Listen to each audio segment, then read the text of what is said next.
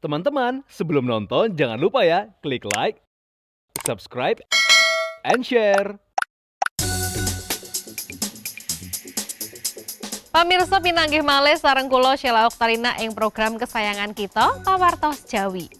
Kathah informasi menarik sampun dipun rangkum kagem nderekaken wekdal santai pamirsa. Antawisipun debut bakso lare macan Sumatera wonten Disney Animal Kingdom Florida, Amerika Serikat.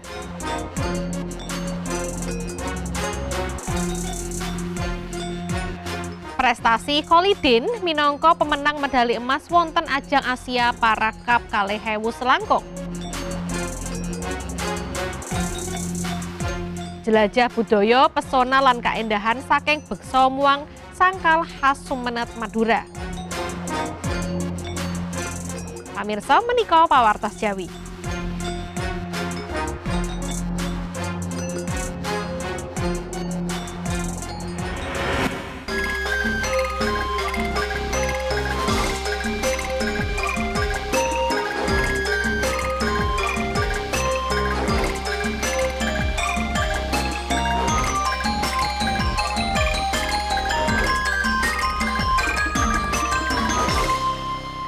Pamirsa Pawartos bingahaken dateng saking Disney Animal Kingdom ingkang wonten ing Florida, Amerika Serikat. Setunggaling lare macan Sumatera ingkang nami bakso sampun nindakaken debut wonten kebun kewan kasebat. Bakso ingkang taksih anem dadosaken kathahing kawigatosan petugas lan temtunipun para pengunjung. Kados pundi nggih tingkah lucunipun bakso menika? Boten namung menika mawon wonten ugi pawartos bingahaken saking putra bangsa wekdal menika dateng saking para jemparingan wonten pundi ingkang asma Kholidin saking gayuh medali emas ing ajang Asia Para Cup 2000 selangkung. Menarik nggih pamirsa, sedaya pawartosipun kagem panjenengan.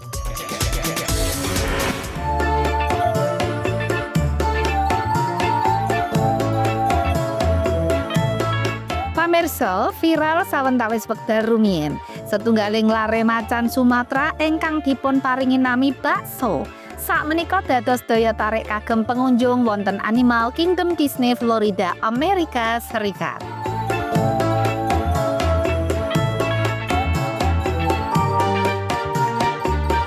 Bakso ingkang miyos ing wulan September 2021 kasebat nepangaken piyambakipun dhateng publik kagem ingkang sepisanan wekdal 2 Februari 2000 selangkung.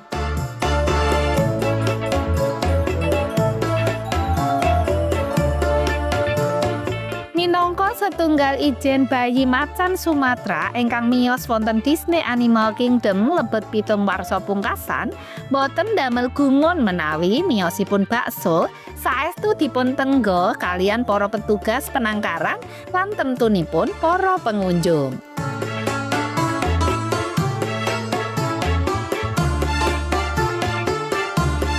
Bakso tansah nedahaken raos penasaran lan pikajengan tumindak ingkang kathah.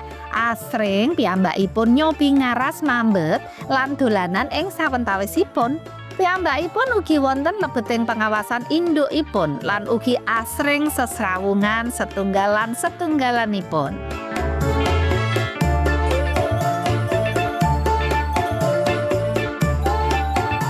Mundak dinten bakso saya wantun njelajahi papan ing sakupenganipun lan milai nglatih kesagahan fisikipun. Kados manjat, guling-guling, lan usaha nyempurnaaken lompatanipun. Criyos bakso menika ugi minangka perangan saking upaya nglestantunaken macan Sumatera ingkang sakmenika keancam punah.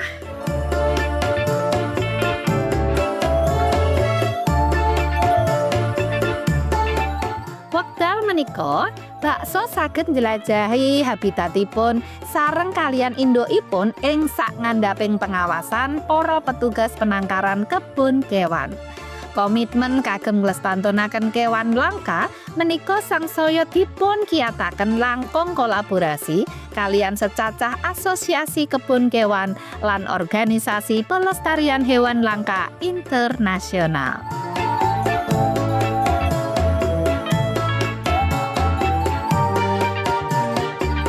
Nah, kagem pamirsa ingkang penasaran, perkembangan bakso wonten kebun kewan Disney dipun catet saben minggunipun langkung saluran YouTube Disney Park.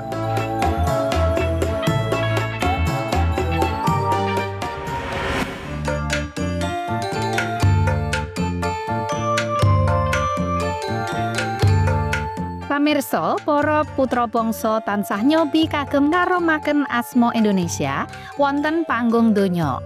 Prestasi sakmenika saking Collie Dean, setunggaling atlet jemparing, dipun tepang sasampunipun kasil ngasta medali emas wonten ajang Asia Para Cup 2019 Thailand.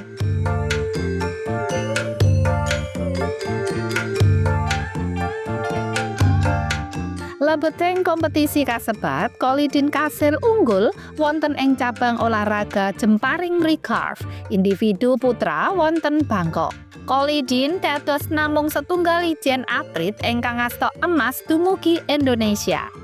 Piyambakipun kasil ngawonaken tuan rumah lebet kompetisi menika kanthi skor 7-1.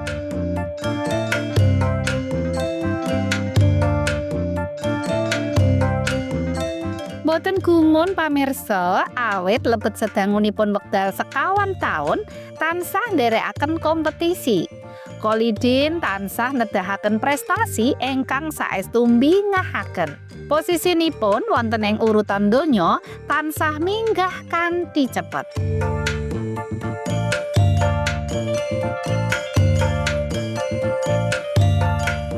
Prestasi ingkang dipun gayuh Collie Dean sanes proses pencapaian ingkang dipun gayuh kanthi instan. Piyambakipun saklerese sampun dalami teknik jemparing wiwit 2016. Ananging setunggaling kacilakan kedadosan wekdal 2017 ingkang damel asta tengenipun kedah dipun amputasi.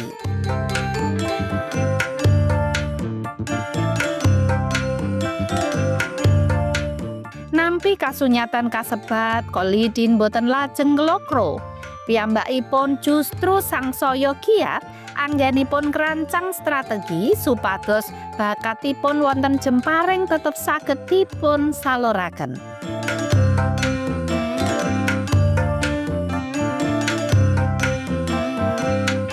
Collie Dean lajeng ngginakaken kegiatan wajanipun kagem narik gendhewa. Strategi kasebat dipun tindakaken ngantos wekdal sakmenika. Tentu bab menika boten gampil.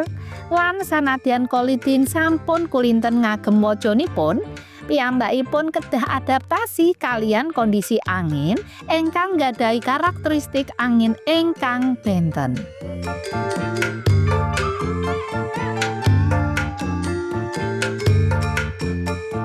Collie Dean boten marem kalian asil kasebat. Collie Dean kagungan ngimpi ingkang langkung ageng.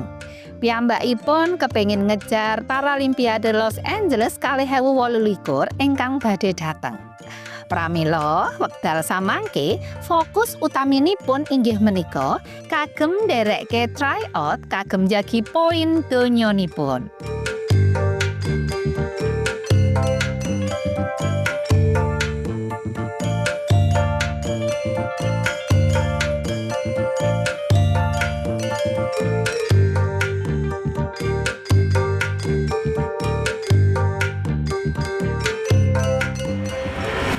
Waduh, menarik nggih pamirsa. Kasunyatanipun macan menika gadah sisi lucu nggih. Tingkah saking bakso ingkang taksih alit lan remen ngejahilin indukipun. Pantes nggih kathah petugas lan wisatawan ingkang terpesona kalian tingkah lucu saking bakso menika. Lan ugi temtunipun prestasi saking Collie Dean kala wau saged dados kisah inspiratif sagem kita sedaya. Kagem pawartos salajengipun pamirsa, kita badhe mirsani pesona saking keberagaman batik Betawi. Pripun menika pawartosipun?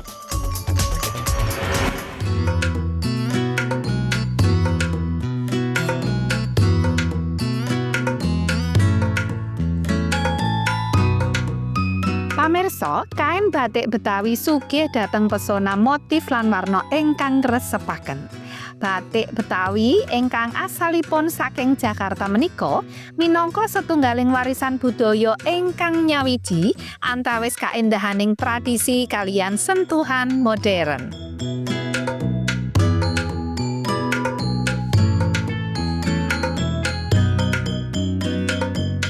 Motif ingkang wonten ing kain batik Betawi menika sangat unik. Ingkang nglambangaken gesang masyarakat Betawi ingkang kebak kalian keberagaman lan sejarah. Salah satunggaling ciri khas batik Betawi menika motifipun ingkang kapangaribawani saking alam, gesang saben dinten lan unsur-unsur budaya lokal.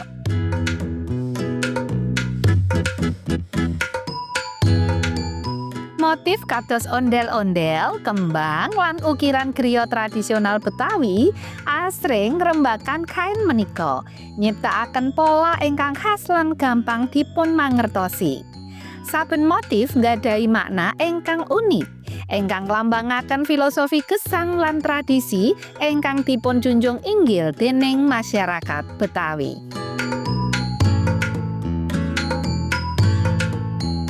Boten namung motifipun ingkang ngresepaken, ananging warna-warna ingkang wonten ing batik Betawi ugi sanget mencolok lan majemuk. Warna-warni cerah kados merah, kunir, ijo, lan biru mendominasi kain menika, maringi kesan ingkang ceria lan semangat. Kombinasi warna ingkang harmonis nyiptakaken tampilan ingkang elegan nanging tasih ngetingalaken gesang.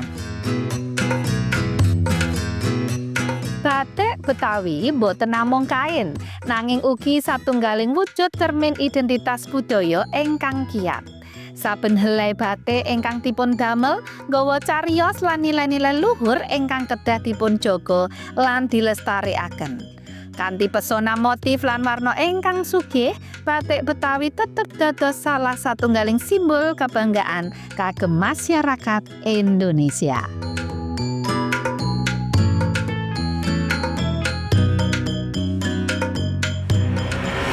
Pamirsa, kain tilaran Nuswantara tansah kasil memukau kita nggih.